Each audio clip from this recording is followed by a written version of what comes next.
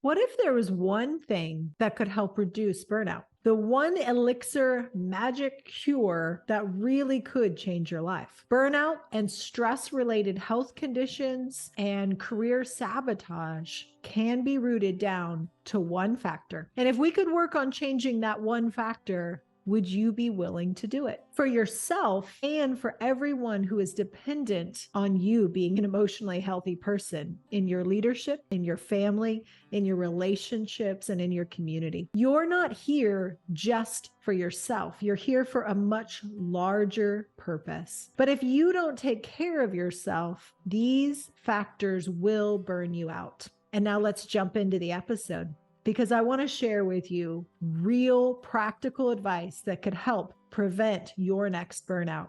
Welcome to Unlock You with Dr. Shannan Crawford. So burnout is everywhere. Stress is everywhere. Becoming weary and well-doing, that you're doing the right thing. You may not even be doing anything wrong, and yet, man, it's quick and it's easy to get burnt out. So let's dive in. What is the one factor that really burns us out? If you summarize all forms of burnout, generally we can narrow it down to control. Now, control is an interesting word because we need self-control. I need to be a good steward of my life, my impulses, my thoughts, what habits and dynamics that I allow to come in and out of me. We're not talking about self-control. We're talking about the illusion of control. Control is the thing that on the outside of us, I am trying to regulate my inner world by controlling the outer world. Generally, that's because we're overcompensating for something. And if we narrow that down, normally that overcompensation is rooted in some form of fear. Fear of inadequacy, fear of being out of control, fear of being blindsided and something bad happening and not knowing how I'm going to handle it. Fear that I'm going to be taken advantage of, or someone's going to do or say something that's going to make me feel inadequate and inferior. So I always try to keep control, try to be perfect, try to have the perfect image, try to make sure that I'm living up to everyone's expectations. Many of my clients call it being the dancing bear, that I'm constantly feeling like I'm performing for everyone.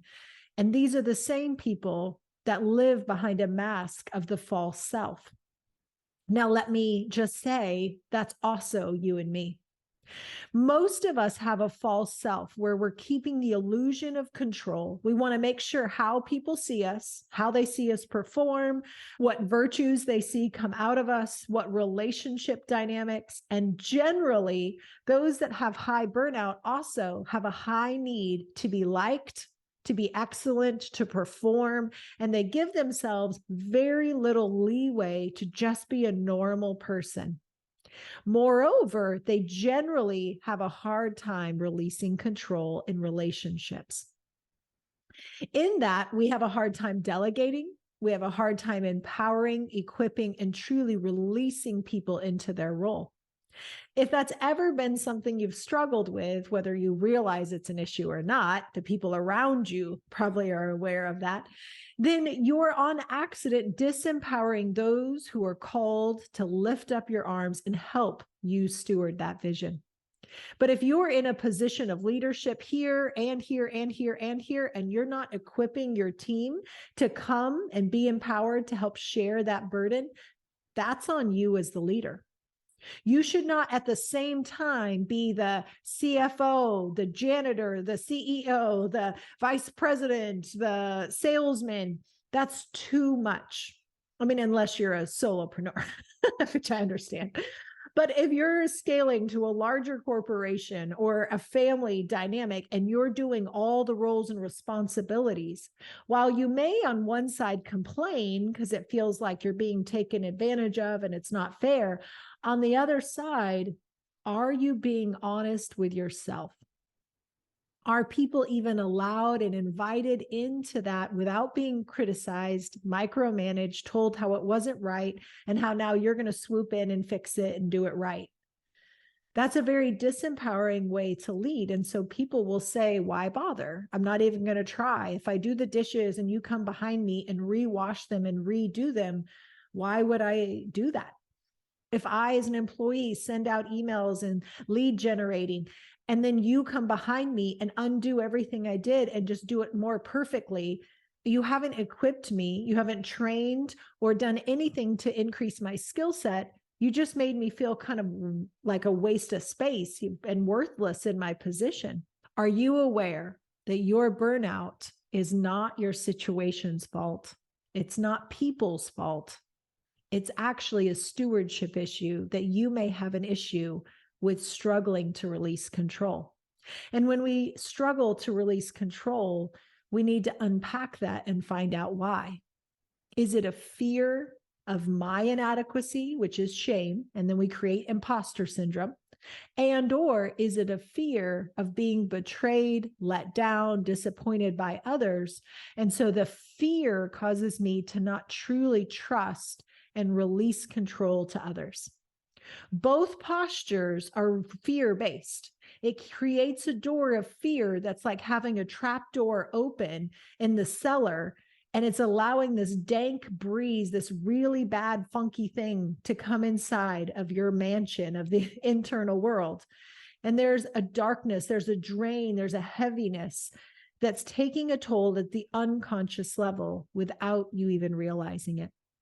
And if we want to get ahead of burnout, then we really need to do the deep dive of what's causing my control issues. And yours may be completely different, but your control may be rooted in a form of fear.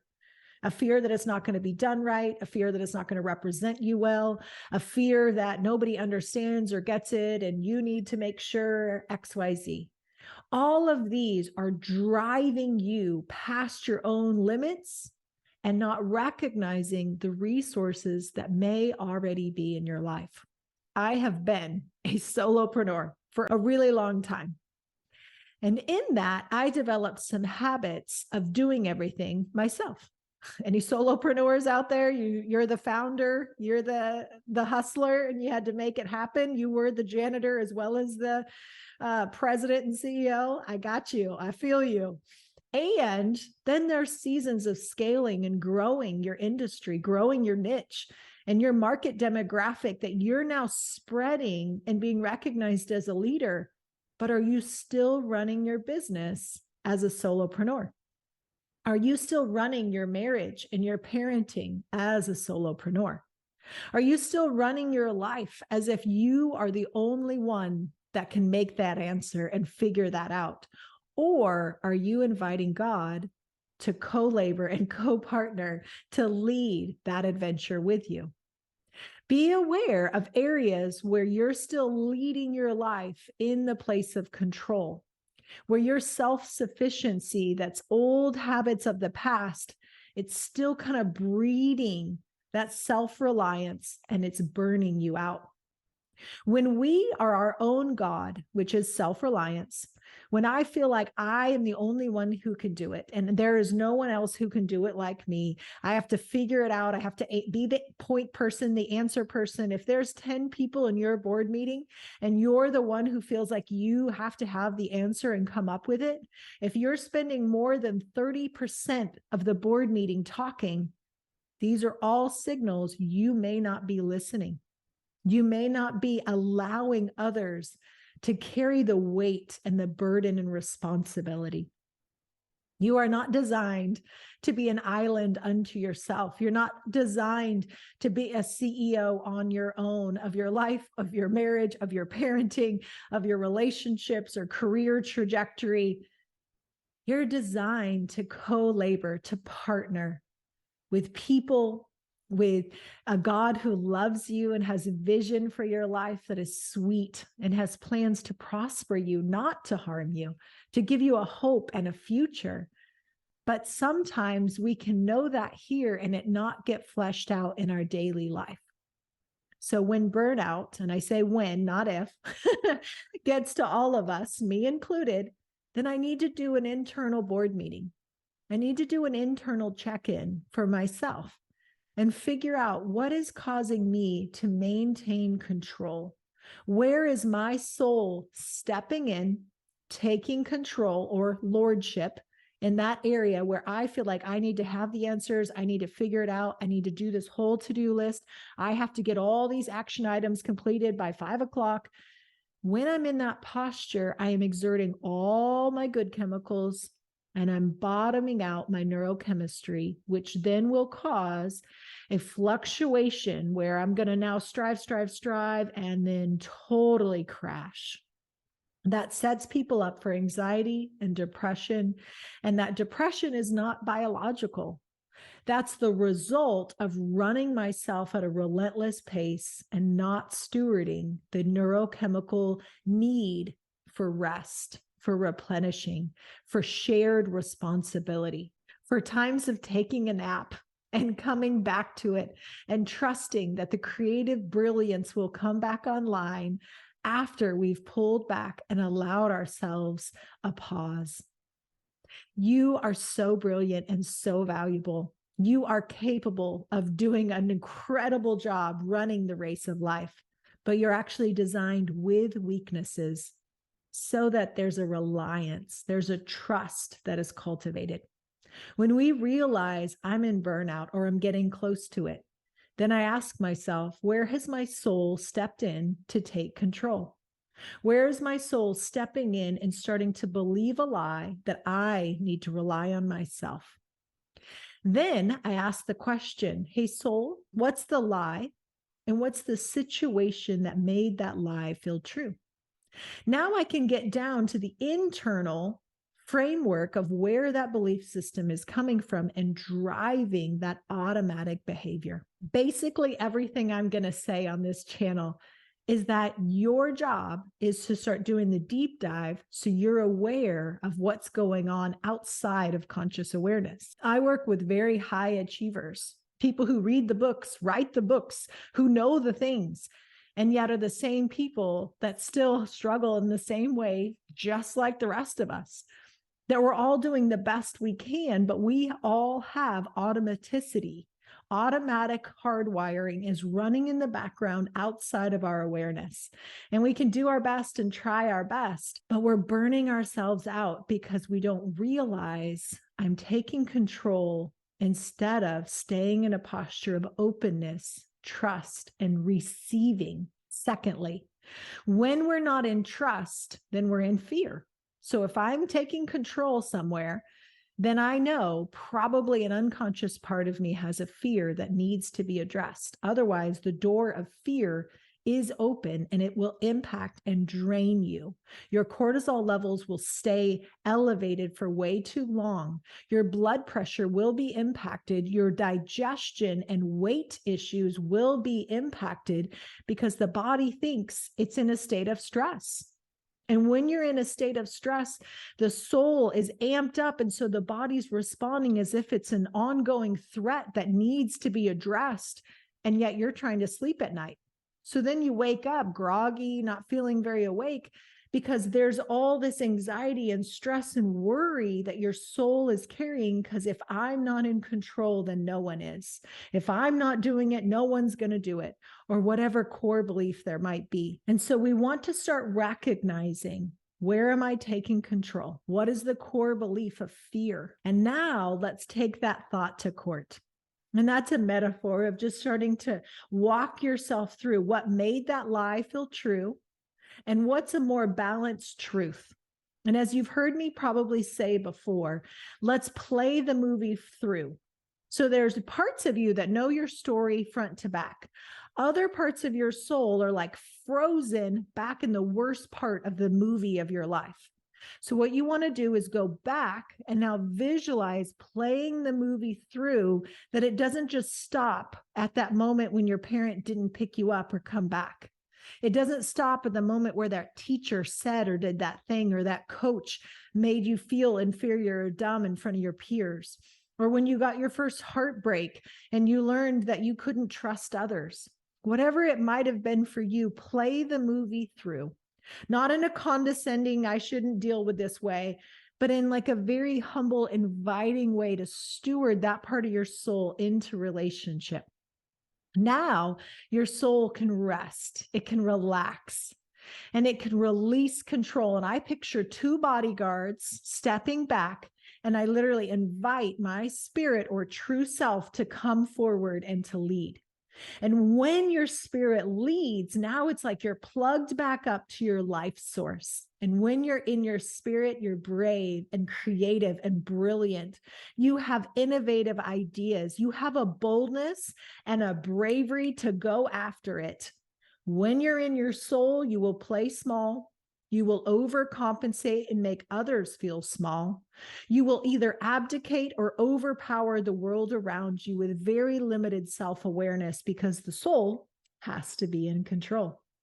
While your spirit is confident, secure in its identity.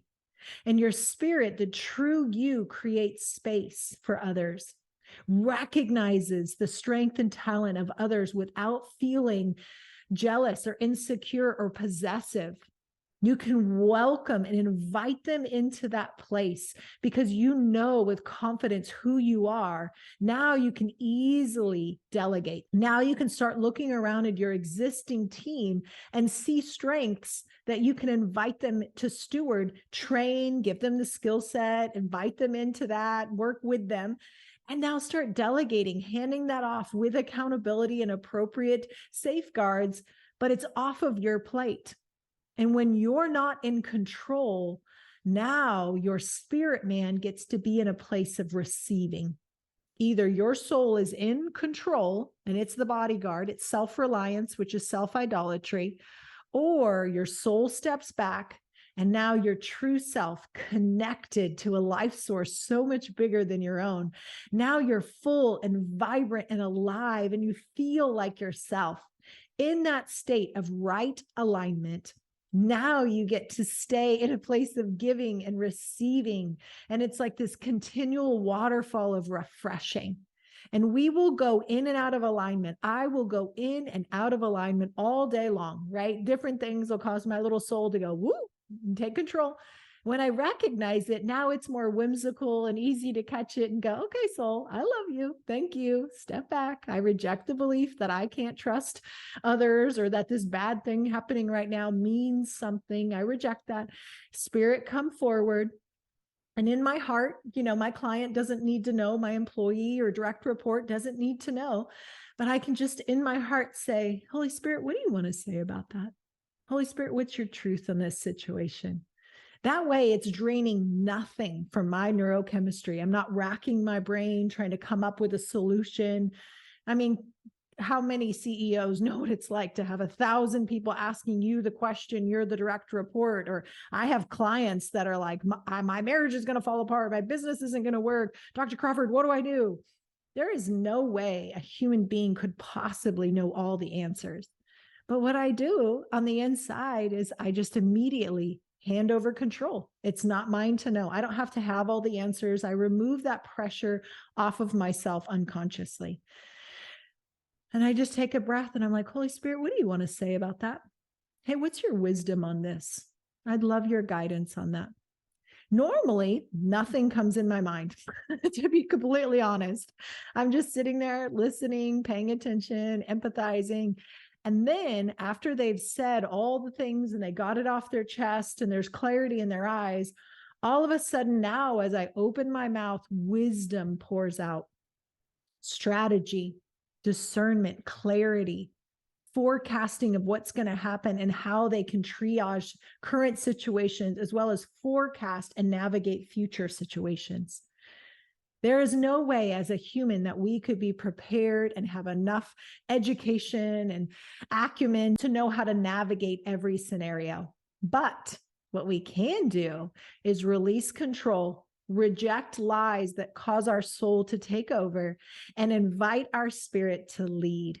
And in that place, we are brilliant. We are fun and engaging and inviting others, and they feel empowered and wanted, and that there's room at the table for their gift, which not only blesses them, but it also takes a lot off of your plate. May you learn to release control, reject fear, and pull forward your spirit man so you live from a healthy and authentic life that then flourishes and creates an ecosystem of health all around you. What an honor to get to serve you. And we want you to know that Crawford Clinics is here to provide individual, couples, family, adolescent, and child therapy. We also have a new track for adolescents going into emerging into adulthood therapy. And we would love for any of these services to be available to you. We also want you to know about our leadership coaching, specific for executives, creatives, and influencers. Whether you are today or you just know there's something in you that you're called to influence in some capacity, we would love to let you know about our coaching services so we can truly invest in you being the best version of yourself as you walk into the fullness of fulfilling your life purpose. Bye, guys.